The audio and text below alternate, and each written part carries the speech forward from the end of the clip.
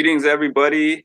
It's Mark. I'm back here once again for another conversation with Mark, and I'm very excited about my next guest. Her name is Kerrie Mohr. She is a licensed clinical social worker. She's the founder and lead therapist of A Good Place Therapy, and I'm so excited that you're here. Thank you for joining me. Thank you so much for having me. So I wanted to start off by actually mentioning how I met Kerrie and got in contact with Kerrie. So there was an event going on. It was a panel. It was a reality TV panel relating to mental health, and it was called Real Talk, Mental Health and Reality TV. And it was hosted by Bryce and Wendell from Survivor. So Kerrie was actually one of the moderators for this particular panel. And something that you don't know, Kerrie, is that I've done interviews of different reality TV people, and hmm I'm just a fan of a lot of the different shows. And the people who follow my channel are always like wondering about the mental health aspects of going on the show. And I was saying for a while, it would be really cool if I could actually speak to somebody who has some kind of background knowledge of this and share it with my channel. So when I saw that, I was like, this is a great opportunity for me to speak to someone like that. And I was so glad when you said yes. Oh, well, thank you so much for asking me on and also for your interest in the topic because I think it is a really important one. For me, when I was, I mean, I know I'm going to be talking about this today. I have some experience being a therapist for people who are cast members on a reality show. And I think just because of my experience doing that, Mert Jaffer, who was my co-moderator and also helped works with Wendell and Bryce around organizing those events. Mhm. He reached out to me, and then through the process of doing the event with him, and then just learning from the panel at the event, I just learned so much from those cast members Yeah. about just the ins and outs of reality TV and how it works and how their mental health is impacted. So, I just want to say, found myself also in the process of learning and growth. Yes. So I understand that you were actually a therapist on a show called Summer House that airs on hmm Bravo. I actually watched a little bit of a therapy session that you did hmm on the actual show. It was recorded on the show. So could you tell me a little bit about what that was like? Sure. So initially when God, I can't even tell you when this was. I think it was like 2017 or 2018. The producers of the show had reached out to me and said that they wanted to see if I'd be interested in being a therapist for one of the cast members. Mhm. And that kind of threw me for a loop because I thought, well, I'm not a therapist on TV. I'm a therapist in real life. And although I wouldn't really have problems with being filmed doing therapy if one of my clients was on a TV show and that was going to be helpful to them in some way, it seemed kind of strange to be approached by the producers and then to almost be like this therapist for hire for them. Mhm. So I set up the process in a way that would allow the cast member to decide for herself after meeting me if she wanted therapy from me, and then if she felt like that was useful, that I would agree to being filmed for the show, and for her purposes, if that was going to be useful to her. So the way I set it up was just like, okay, as long as this cast member is a client of mine, that she's coming to the therapy and she herself is identifying that it's helpful to her and helpful for this to be filmed as a part of her process, then I would be, happy to do that. And then at the time, I also had reached out to a bunch of, I actually just Googled reality TV therapists because at the time I didn't know anybody in my own network who had done it before. Mhm. And I just wanted to know who has done this and are they willing to talk to me? And then when I did Google it, I noticed, well, these therapists all seem like pretty legitimate. The ones that I saw were on the other Bravo shows like The Real Housewives and some of these other shows. So the one therapist who did reach back out to me was Elizabeth Winkler, who was a therapist on Vanderpump. Listen to me, I can't even tell you the names of these shows. Vanderpump, what is it? Vanderpump Rules. I haven't seen. Vanderpump Rules, I think is what it is. Is one of the Bravo shows. But anyways, Elizabeth Winkler was amazing and really talked to me about the reasons why she did it. And she, kind of said, this is really good for, people who watch the shows to see their favorite cast members also getting therapy. It really really increases awareness about mental health and therapy. And it really could encourage people to seek it out themselves. And this was very motivating to me when I did it, not to mention just the impact through, the work with, ex cast member on the show. And so she just really provided that encouragement, and I gave it a shot. So from there, I just basically just worked with the cast member and agreed to be filmed, for the show. And then from there, ended up working with a couple other cast members on the show who, just because they also became clients of mine, and decided to give permission to the producers to film their couple sessions. So then I ended up becoming a part of that, but after really ensuring that that was going to be helpful to them, and that, that they consented to it as a part of their process. That's very interesting. So you wanted to make sure that it wasn't like Judge Judy, or I mean, I know that Judge Judy was a very legitimate judge in New York, but I'm saying like you wanted to make sure it wasn't just a TV show, we're doing this for show type of thing, and that there's going to be a real therapeutic benefit with me seeing this client.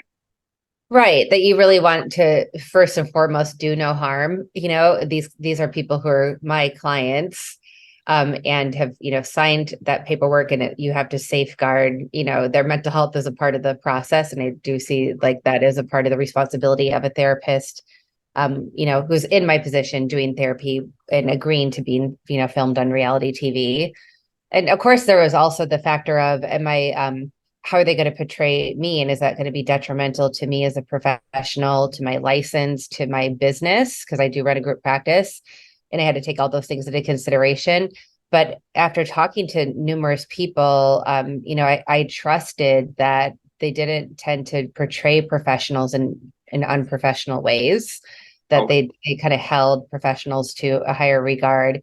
And then I also really, through my very first session that was filmed, I really respected how the producers worked with me. And I felt like they respected my boundaries in terms of what I told them was needed for me to agree to it, which was basically just let me do my thing and don't intervene. Because like this is there's a reason for my process, and there's things that you don't know that are a part of our relationship and a part of this process. And I didn't want them having a say in what questions I asked, or in what support or feedback I would give as a part of the process. So I think the fact that they respected my boundaries really early on with it, I was able to kind of, soften up a little bit, not be so like hard edged about it. Yeah, I think you kind of answered the next thing that I was thinking, which was just to ask you, you usually had your regular private sessions off camera. Mm-hmm. Did it feel strange for you at all having this session with a film crew there? Yes. It does feel very strange because like there's a whole crew, I mean, it was really a big production in the office. So yeah, it doesn't feel like just your average session.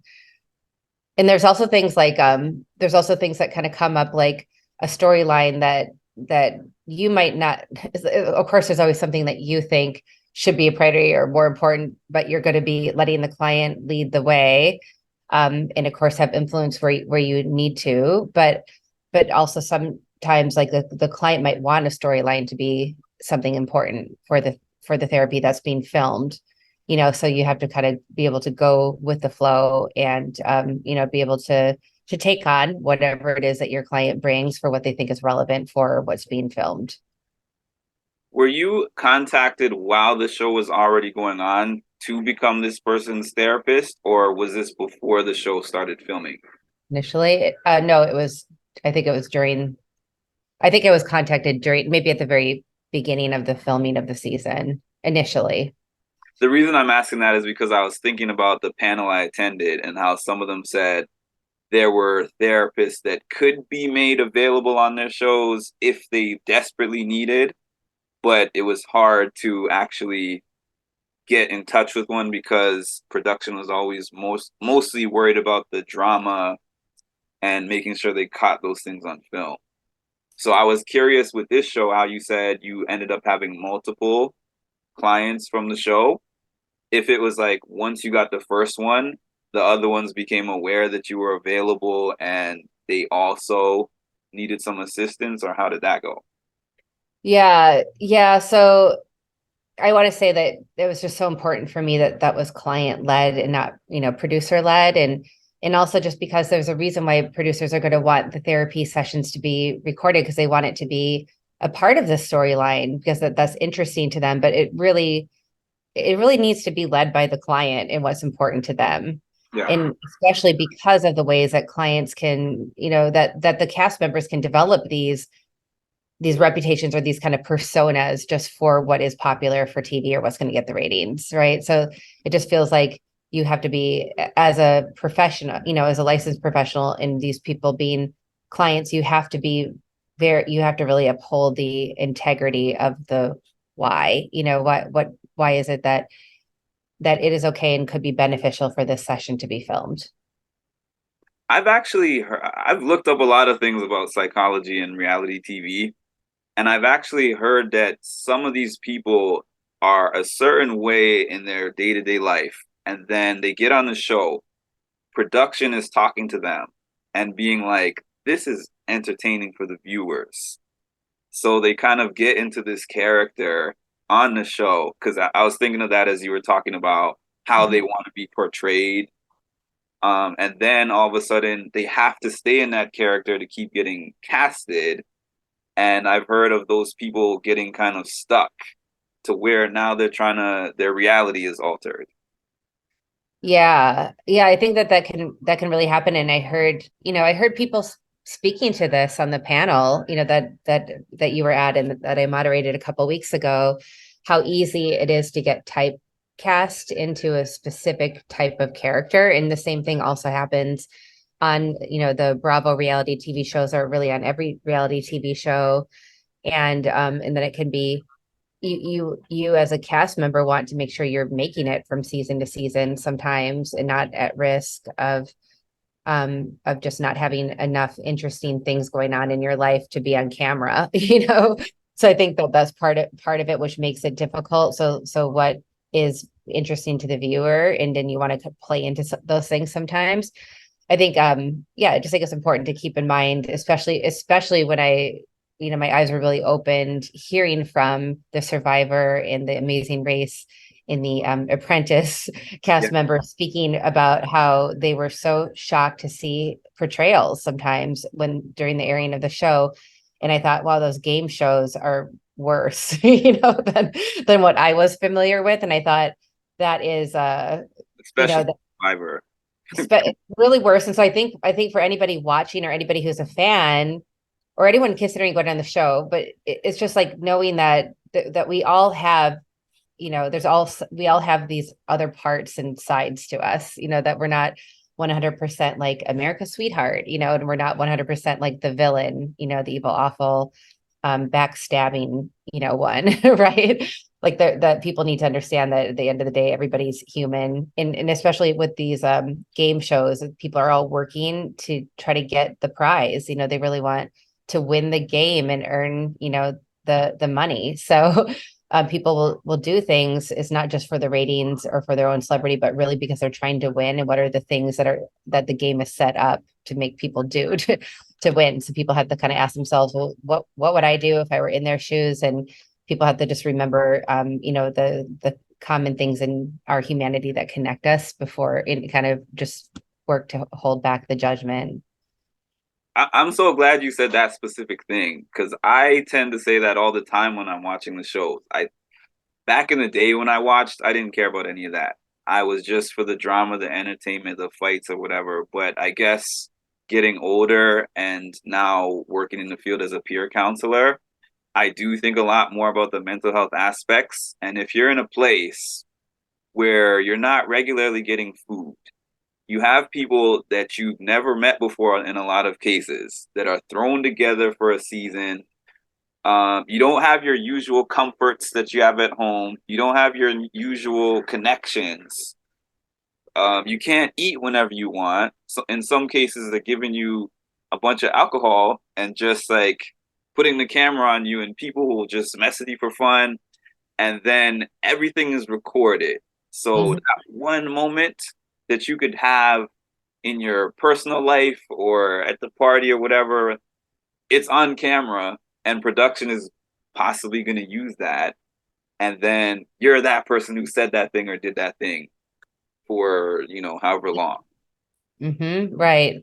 And then what would you do under the same circumstances? I mean, I'm sure, yeah, people are really, really put to the test under those really hard conditions. Yeah, so I wanted to ask, so have you seen anybody who has come off of the show and seen you like as a client after coming off of the show? Or No, only the ones I had mentioned at the beginning that I saw, from the Bravo show, but I haven't seen any other cast members on reality TV shows as clients, and just now familiar with the ones I met through the panel, who I feel a lot of gratitude for sharing, for sharing the stories that they shared, and for putting some of them taking a lot of risks in doing so, like with having signed the NDAs, yes. and really just making a point to speak to mental health specifically. So a lot of like what I've learned is not just from my own experience, but also like from just listening to their stories and listening to them talk about what was helpful to them. Yes. Do you know anything about the psychosocial process for somebody before they get onto a reality TV show?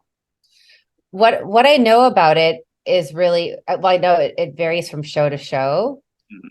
And everything I know about it, I learned from the panel. And I was surprised just to hear it's really about looking for specific personality types, and also ruling out anything that might indicate a more severe, persistent kind of mental illness. So it seems like the psychosocials or psychological assessments done were really to, rule out higher risk people, and also maybe to assess for personality types. So That was my understanding from what their experience was, and their through going through the process and what they thought. I'll tell you something. I had somebody on my channel that I interviewed from Big Brother. And Hmm. this person told me that they knew that they had some kind of, mental health issues, but they said whatever they had to say just for the purposes of being able to get on the show, Hmm. which leads me to think that in some cases the process might not be thorough enough. And also, just like you said, listening to those people on the panel, they said that a lot of them said that they didn't feel prepared for what was to come. And they got into that environment and it was like culture shock. Absolutely. There's so many ways that you can just answer questions, on a psychological or psychosocial exam, just to play into what you think they want to hear. But also there are things that have just become uncovered Yeah. through the hardships that are, that they endure. So the some of the cast members spoke about this on the panel, but it is also like you don't always know what you're dealing with or what you've been coping with, it just dealing with in the best ways that you know how, until you're really, put to the test in this extreme kind of way. And then that can really lead to you, coming face to face with the trigger, from your past, and who knows, what might come from that. There's certainly people on reality shows who you see them kind of like reaching a breaking point. And I think sometimes it could be for the drama, and sometimes it's like, no, that person's having some sort of panic attack or breakdown. And I think that when it comes down to that, it is a lot, I think it's everybody's responsibility to really care, to look out for people's mental health, and to see mental health as important. And in fact, when it is these social settings or game-like settings that are creating these certain kinds of conditions, that the mental health should be, more important even, right, than like the physical health, like just as important. Why is it that it's like the thing that nobody is regarding or looking after when we know the conditions can create real hardships and lead to, these types of nervous breakdowns or like panic attacks? So I think there is like the pre-assessments, but there's also like, the actual show that is going on. What are the other, cast members' responsibilities? What are the producers' responsibilities? To a certain extent, the higher ups at the network, right? What are the conditions that they need to create? What are the warning signs that we need to look out for, to really ensure that people are taken care of? So, do you think it's realistic to say that these shows should have somebody available to them daily, like anytime they need to reach out, they have somebody that's on staff? I think that is realistic, and that should be an option for people to seek that support. And I think also in a consulting capacity. Yeah, yeah, So, yeah. so I met up with another therapist who I want to introduce you to if you haven't met her, but she's to Rian Bard Feldman, who was a therapist on Survivor show of Oh, multiple seasons. And I talked to her about this recently, and she's saying, but her role was really for the cast members, which is wonderful. But in our conversation, we were talking about, the bigger picture and the responsibility of the culture and the producers, and yeah, much yeah, bigger than the actual cast members who don't, they shouldn't have to like carry the weight of it on their shoulders alone, because everyone should be as a community kind of taking care in a certain way. And so, what we were talking about is like, wouldn't that be nice if they hired her to, consult with the producers, yeah, and consult with some of the other cast members, or like, what are the things to look out for? How do we like really look after each other in a certain way? Kind of like really therapy for the community as opposed to like therapy just for the individual. I really think it like places you know, the burden on the individual, when it really, I look at it as like more from a systemic, and community perspective. yeah. Because I've heard on certain shows that this is progressive for the shows to say that we get 2 days a week to be able to talk to the therapist for 30 minutes or an hour or whatever. But Mm-hmm. the cameras are rolling 24/7. There's so much going on, especially for the competition shows. Mm-hmm. Mm-hmm. And I learned on the panel that they were saying that their physical gets checked all the time. Are Mm-hmm. you physically good to go and good to compete? But the mental is like, sometimes they get it, sometimes they don't. And the thing is, like if you're in a crisis, it's hard to wait 3 to 4 days or something like that to be able to see the person that you can speak to. Mm-hmm. So, that's why what you just said about having a consultant there that is actually there throughout the duration, even if it's not like how yours was, an actual live tape session or whatever, but just having the person there, I think that would make a huge difference. Yeah. Yeah, I think so, for the cast members to have, access to somebody to speak to, and, and also for the consultant to be in a capacity where they could really provide the support to the producers and help them know what to look out for. Do you think that going on to a show, so I'm trying to think of how to ask this. I have it written down a certain way, Sure. but there were people who said they didn't have a mental health diagnosis before they went on the show, and then they got one afterwards. I Mm-hmm. know it's on a case by case basis, but would you say that some of these shows kind of induce people into having these certain symptoms that might give them these behavioral health problems afterwards? I mean, yeah, I think anything that is traumatic that we go through in our lives could have that impact on us. Yeah. Yeah, it can really trigger something either a memory of something that, kind of like pulling the thread Hmm. and help it makes you kind of connect with something that you remembered from the past that you never, properly dealt with. And that might be coming up and then having an impact and interfering with, your daily living in some way. Hmm. And I think the shows definitely do that for some people where it's just such a hardship in terms of what they go through. And it's, a big trigger, and it might help them feel, it might kind of raise something that they feel about themselves or something that they think in a core way about the world or about other people. And it might kind of be that trigger and lead them to second guess like other things in their life or to second guess like their ability to cope with something or to handle something or change how they view themselves in some fundamental way. So I think it can definitely have that impact and serve as a trigger in that way. So with that said, do you think that it would be a good idea for these shows when you're signing up all your paperwork and everything, that there's a requirement afterwards for a mandatory amount of therapy when you come off of the show? No, I don't think so because I don't think mandated therapy really works. Okay, Yeah, I think just providing the accessibility to it.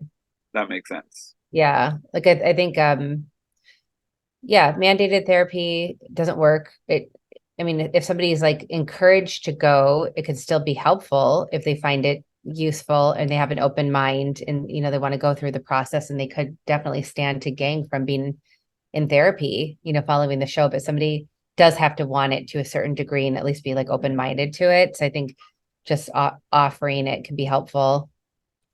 I agree with you there. I didn't think of it that way, but as you phrased it that way, mandated therapy, I recall people coming in to see me because let's say they had like a DUI and then they had to do a certain amount of counseling and to be able to get their license back. And I remember some of those people just sitting in the office and being like, Mark, I don't really want to see you. I'm just here to meet my requirement. So I think the way that you put it is good.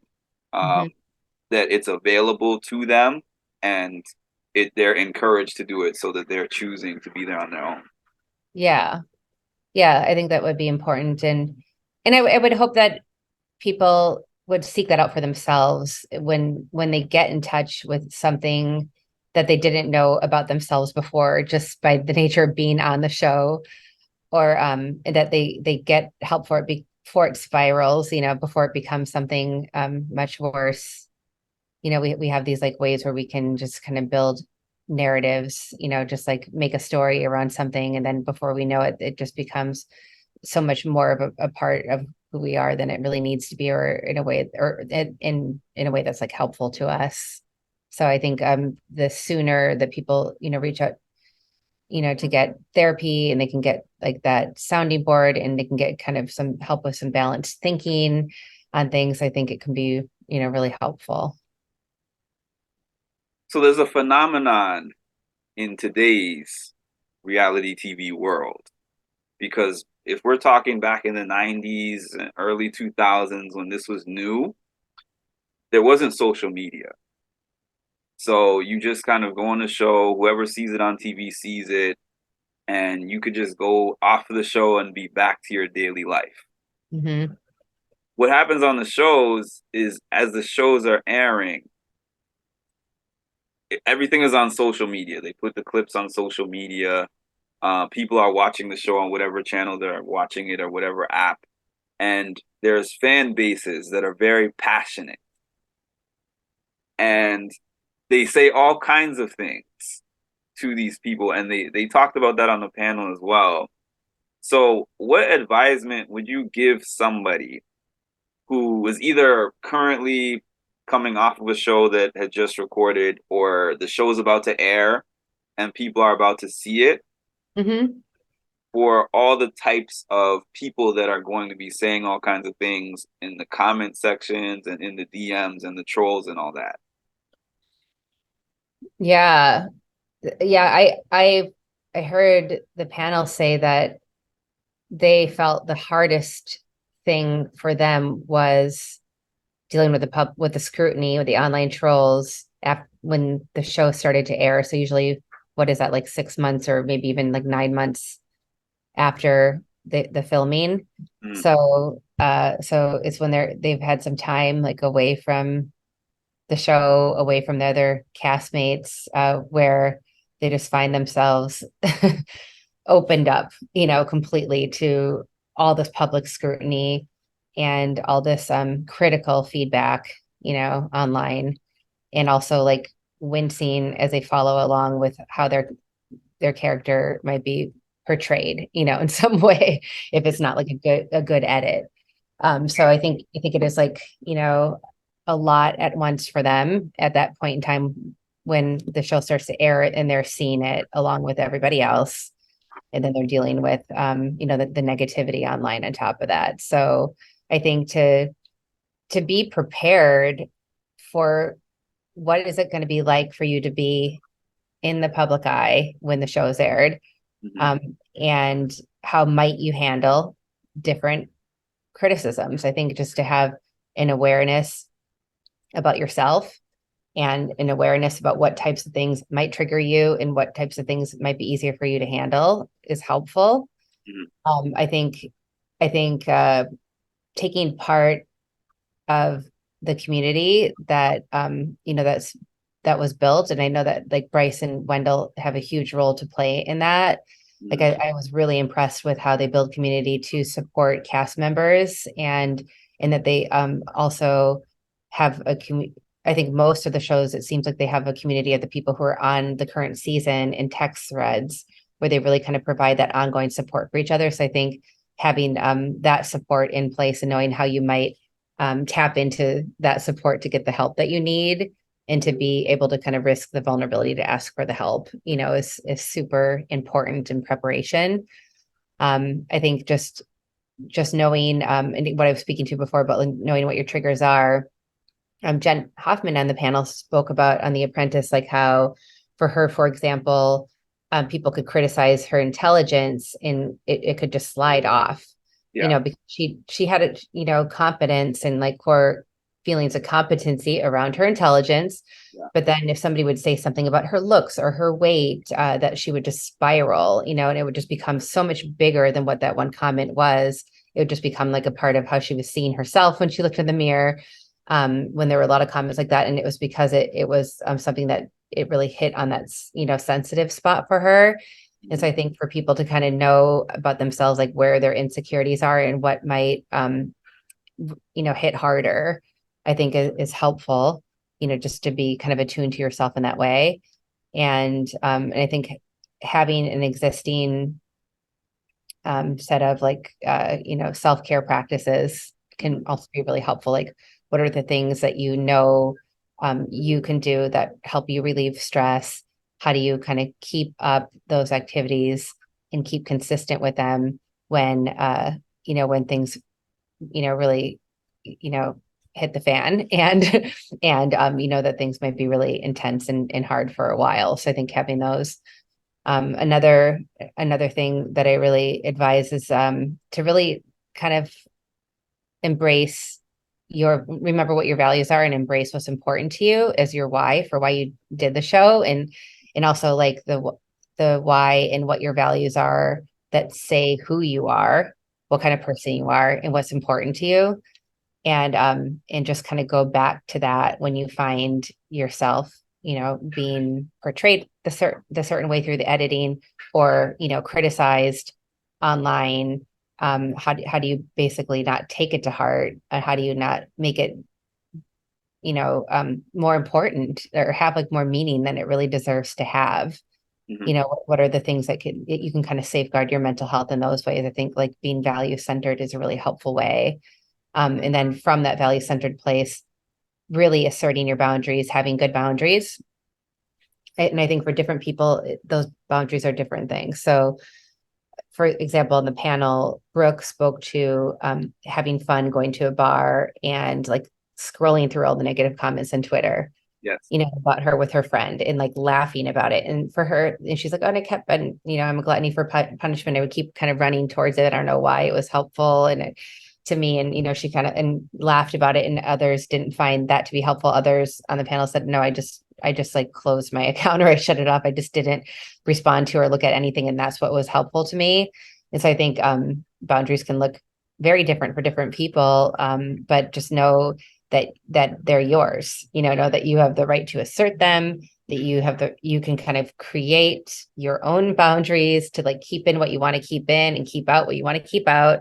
And that could include blocking bullies. It could include talking back to bullies if that's what you want to do. Some of the trolls online. It could be just letting go of the things that you don't have control of. So I think the values and the boundaries, kind of always like going back to what are the values that are important to you that will help you honor, those boundaries.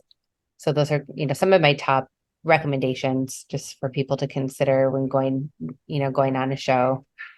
I love that answer. And the reason why is because it can apply to the show and it can apply to you in general in life. Mm-hmm. Because Mm-hmm. on a lesser scale, of course, not being exposed on TV, in your own office, you could be in a place where rumors start or people are looking at you a certain way in a certain type of environment and how you reacted in that specific environment. And it's like, Mark is like this, or this person is like this. And you Mm-hmm. might start to feel some kind of anxiety behind that because you're like, this is not who I am at home. This is not who I am in my community. But I'm here. When I get here, this whole group of people views me this way. And there can be a stress that comes with that. Right, exactly. And like what are the conditions that created that, right? And I do want to speak to the conditions because we're talking so much about this like individual responsibility. And I think that we could do so much more really to to help people be a positive community. And Yeah. it doesn't have to like impact the ratings or make the show boring, right? Like there's ways that the community can be positive, and that we can spread positivity and good vibes, instead of like all this negativity. I think like there's like little things that people can do. You can, for example, even if you agree with a negative comment, and you can acknowledge like, oh, hey, I agree with that, but you don't have to like it, and you don't have to yourself contribute to negative comments about public personas, like, or public, people on these shows. You don't have to kind of be just the negative voice. I mean, there's something I think about human nature that makes people attracted to the negativity, more than the positivity. That's why the drama kind of gets the ratings in this way. Yes. But positivity can also be dramatic and interesting, and inspiring, and all these other things. I think I was really impressed with the conversation that Bryce and Wendell, and that Bryce, at the previous conversation around race in Canada.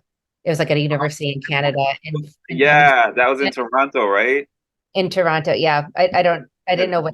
He's Okay, so in that conversation, one of the panelists spoke about on the UK Big Brother how they would treat the show like this was their house, mm, and you, in your house, you don't disrespect each other, like other guests, basically.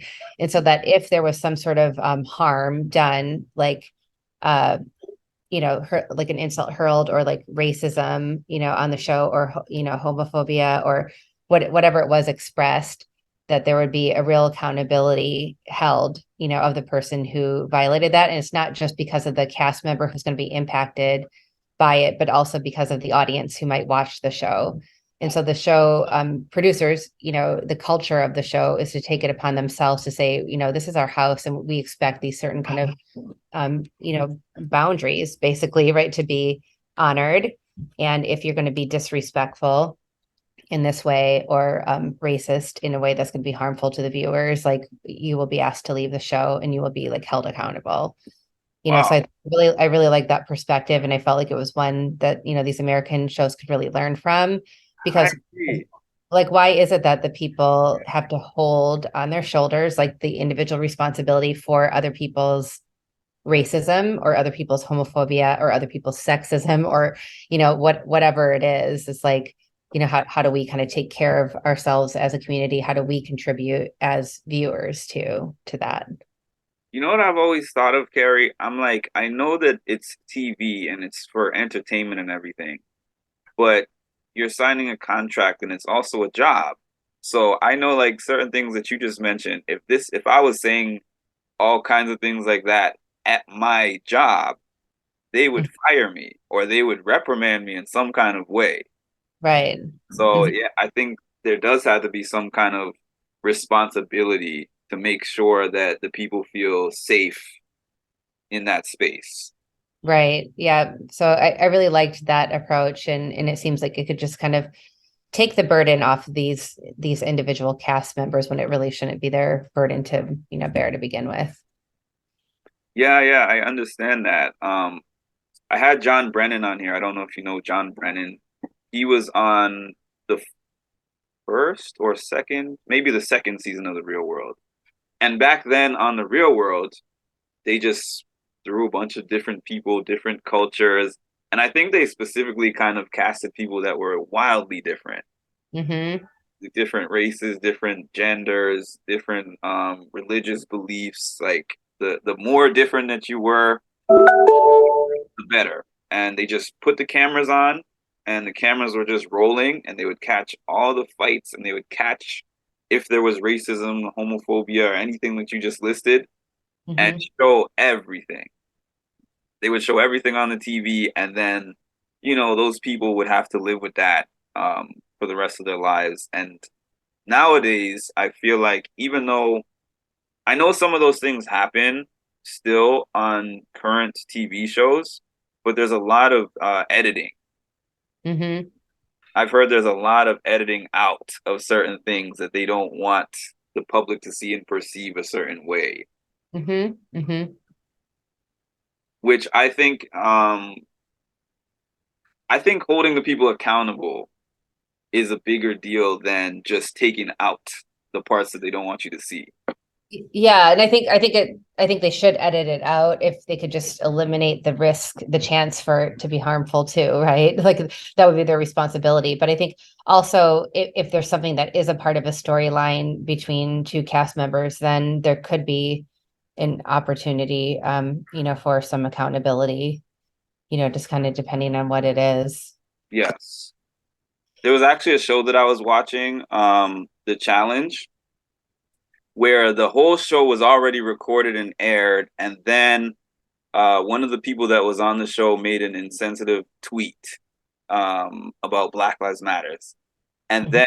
then the show was like they put up a thing where disassociating from this person, they're never coming back to MTV, and then but the season was like halfway through or something, Mhm. and they were still there on the show, and so it was like they did this weird edit where they took out all of her speaking parts. They would show like the back of her head. She might be in a scene, but it's like it felt like we were watching a story Mhm. with a lot of things missing out of it. Yeah, It was kind of strange. that is kind of strange. Like maybe there would be like a way they could just use it as an opportunity to have a conversation. That's I'm glad you said that because that's kind of how I felt. Mhm. Um, I would rather have the show had just aired as it was, Mhm. but then use it as an opportunity to have that conversation because you don't grow as a society unless we can sometimes stare these hard things in the face and figure out solutions instead of just canceling. I think we're in a quick cancel society. Right. I was just going to say, like, it sounds like this particular example speaks to the canceling and how it leads to these extremes where you're like, well, how are we going to have the resolve? Like, how are we going to have like the courage, to have certain conversations if these conversations are just being swept under the rug or banned, completely? And what do we learn from it in the process? I think a lot about like during the height of Me Too, when people were getting fired all over the place, but I feel like these things were just happening for so many years, Yeah. whereas the opportunity for, I don't know, for learning or for knowing almost like what needs to be different, like there has to be some level of like tolerance so that we can be in the discomfort, to grow from, because Yeah. it really is an uncomfortable space that needs to be tolerated. Yeah, I really feel that way even at work, watching those HR orientation videos and things that they make you watch, where it's like in some cases somebody is just being obscene or they're just, doing things that they know are wrong. And in other cases, there are things that were acceptable for a long time. Mm-hmm. So they weren't even really aware, like, okay, this is a no-no or I shouldn't be doing this. So I think the first opportunity should be like, hey, I'm going to explain to you why this is wrong and Mm-hmm. what you need to do in the future. And then with that knowledge, if you continue, then, you do whatever you do after that. But I think that the knowledge should happen first, the explanation. Mm-hmm. Right. Yeah. Yeah. It's So, almost like the way that you described it on the challenge, it sounds to me that it's almost like performative. Like it's kind of like, oh, we care so much, to ensure that people feel respected, that, we're just going to and just I'll tell you edit her something. out completely and say that this isn't our viewpoint, but there's like no opportunity for, learning or discussion in that. Right. And the thing that happened, uh, the fandom and also the previous people felt that it was kind of performative, some of them. And the Mm-hmm. reason why is because on past shows, there was actually a person that came on, a cast member on the show that said racially charged things to a black cast member, and they showed it. They didn't Mm-hmm. show the whole thing, but they showed enough of it for you to get the gist of what was being said. And Right. the person, and it happened on the show, and that person wasn't even kicked off of the show, and production didn't tell them anything. Mm-hmm. Like normally when a fight or an incident would happen, the host would come in and be like, "This is not acceptable. This is not tolerable. You're going home or whatever." The host came in and he just started talking about the show, and the cast member who was spoken to was actually the one who was like, "Oh, no, no, we're not even going to get into this. I have to address what happened yesterday and what was said, and I don't think it was acceptable, blah blah blah." So now they're feeling like MTV was erring on the side of caution now because of the era that we're in. So they want to be on some kind of, zero tolerance policy. With that incident, they actually had a special that they did after the show. And I Mm-hmm. think they had some kind of therapist there, and it had the offending party and the other person, and a couple of other people that were there that season, and they did a whole like hour-long special about it. Oh, interesting. And she was kind of saying, I don't know where that comes from. Like I I love all people. I don't have that kind of background, and yeah, it was Mm-hmm. interesting for sure. Yeah, that is. Yeah. Glad that they didn't shy away from that conversation in the end. Yeah, at that time. Mm-hmm. Um, but I do really want to thank you for your time. I know it's running short. Mm-hmm. So I wanted to ask you a couple of questions about, what you do outside of the reality TV realm. Mm-hmm. Um, what started your passion to get into this field? Well, I think I started out as a social worker so many years ago.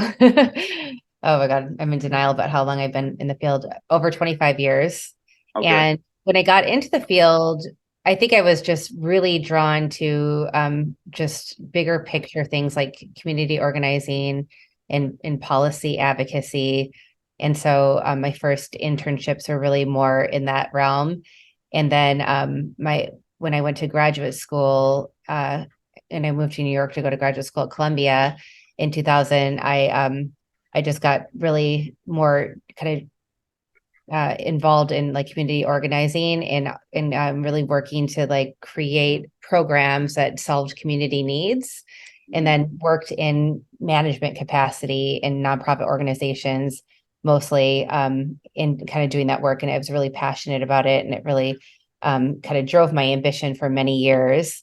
To my surprise, as I kind of went on in my career and kind of went up the ladder, I just became so much more interested and myself almost found my like it just enjoying the direct practice and the clinical aspects of the work and just doing individual one-on-one. And I kind of felt like when I was doing therapy, it felt like a break, almost like a mindfulness practice that just helped me escape from all the stresses of, what became like so administrative in my role in my full-time job.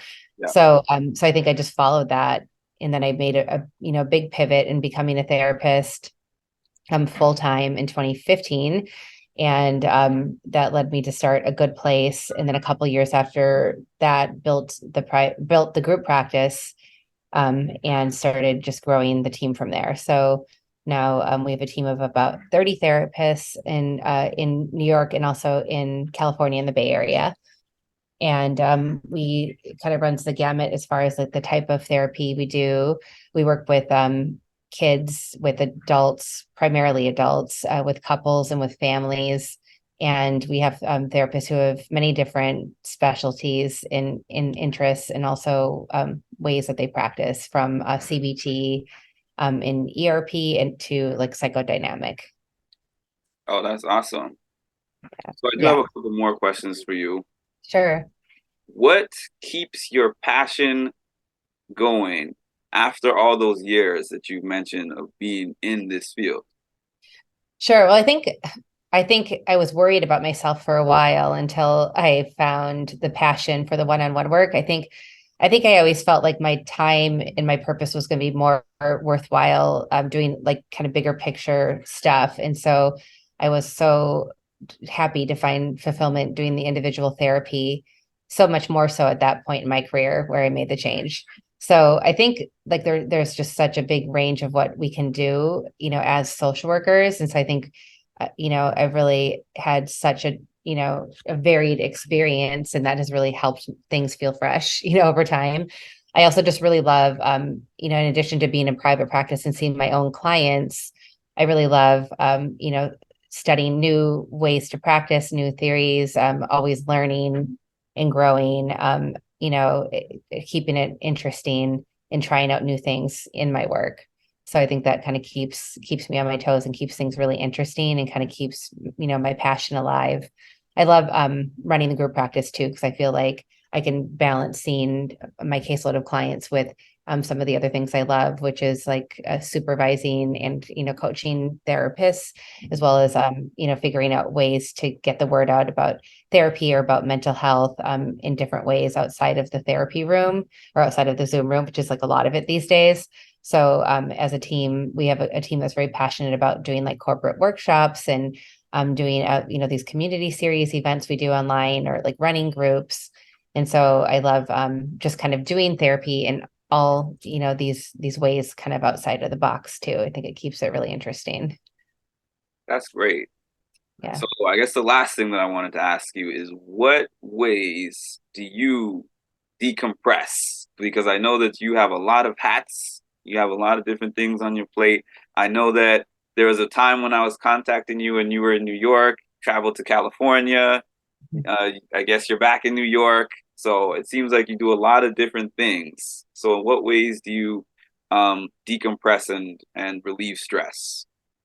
Well, I'm really grateful to my husband for being a really good listener. In fact, I probably married him for that quality because I always have him to talk to, when we were having dinner at the end of the day.